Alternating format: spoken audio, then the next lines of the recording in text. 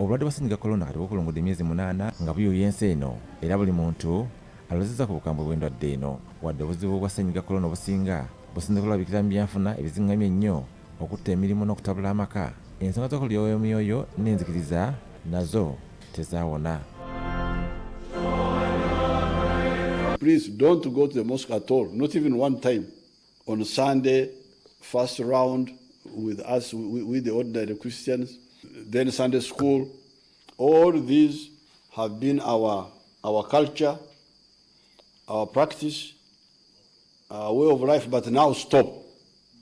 Okuva ku olwo enkolagana y'omuntu ne Katonda we yasannyalala era yassaawo ennyonta ey'amaanyi eri abakkiriza era abanje balabiddwako nga waakiri basaba ssekinnoomu okukakkanya emyoyo gyabwe. Mu bitundu by'eggwanga eby'enjawulo kiza kirabwako lwatu ng'abakkiriza bayaayaanira Katonda olw'ensonga ez'enjawulo ng'abamu ku abo bagala Katonda bakolere ku bizibu byabwe so ng'ate abalala baba baagala mikisa. Ku luuyi lw'amasinzizo mangi gakomye okubeera mu muggalo, bingi bizze byonooneka era amatuuka amasinzizo ag'enjawulo ebintu bingi byonoonese.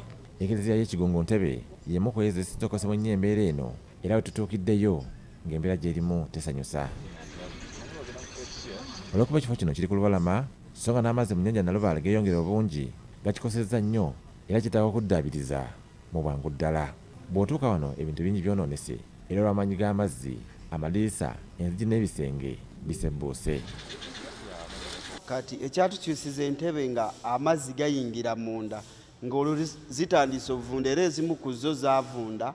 Bw'osinziira kati olaba na kati enkuba ebadde entono naye era amazzi gayingiddemu nga mangi. Alabirira ekifo kino agamba nti amazzi ge gamu ku bisinza okukosa yeekaalu eno era wadde okusaba kwazzeemu beetaaga okuddamu okuzimba ekereziya eno bagisitule okugiggya mu mazzi. Wano waali kyali kijjukizo nnyo ky'amaanyi era situmanyi Katonda kyanaaba nga atusaliddewo kubanga wano waabeeranga abantu wano senga mu kijjukizo kyonna ng'abantu bajja wano naye kati tolina w'oyita. Era tuli tusaba obuyambi lwakuba nti bakama baffe aba waggulu be bayinza okuba nga batutuusiza eddoboozi eryo nga balabye ku kino ekifaananyi ekiri wano wennyini ew'amapeera. Kugeza nga bw'olaba obutayimba obwo bwamenyekamenyeka amazzi gabwonoona kugeza ng'era wano nga bw'olaba wansi wano waseerera nti oli niwaba azze okusabawo essaala atuuka wali n'atya n'agamba nja kugwa. Ekyo nakyo kitukosa nnyo. Tuyinza obutasabirawo lwa nsonga nti amazzi gatulinaanye nnyo, abaana abato bayinza okugwa mu mazzi ate n'enkuba tutya nti singa etusanga mu kyaki era amayengo olwedde gaba gayingira mu kyaki kiyinza okuba ekyobulabe eri abakrisitu bannaffe. Kitegeeza ffe ebiseera ebyosaba tuyinza eitha okusabira wabweru oba okubyongerayo mu maaso. Ekereziya eno yazimbibwa ng'ekijjukizo okujjukira abaminsani ababiri okwali Father Simon Laude Mapeera ne Brother Amasi Delmas abatuukira mu kifo kino mu mwaka 1879. Ekifo kino kitwalibwa Paalisi y'e Bugonga esangibwa mu kibuga Ntebe era waliwo essuubi nti kyakutaasibwa. Akulira emirimu mu ssaza ly'ekereziya ekkulu erya Kampala era ssentebe w'olukiiko olufuzi olutaba enzikiriza ezigattira mu Interreligious Council of Uganda Monsignor Charles Kasibante agamba nti ssenyiga korona akosezza bingi mu masinzizo ag'enjawulo. Bukosezza abakristu, bukosezza abantu bonna n'ekereziya. Embeera y'obudde kati nga kikungu gwoyogerako yesinza otukose eyo kubanga ennyanja yalinnya, kereziya kumpi yonna kwalaala amazzi n'okwagala okwoonebwa.